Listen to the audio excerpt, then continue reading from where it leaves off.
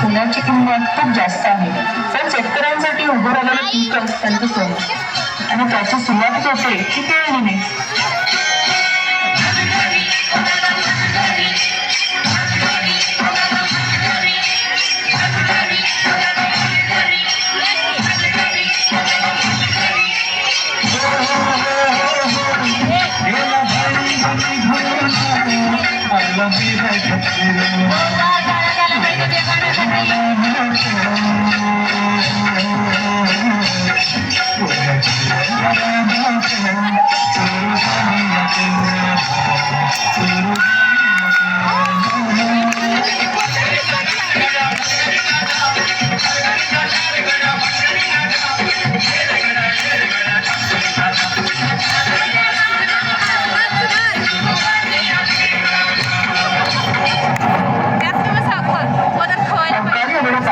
शेतकऱ्यांचं मोठं नुकसान झालं.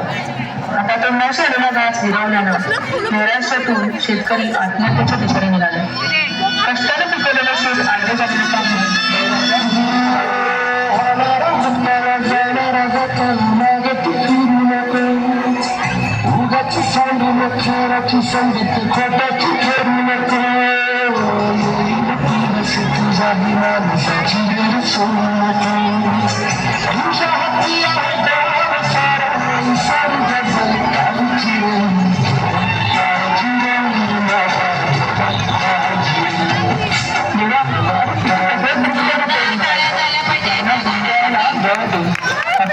शक्ती दे.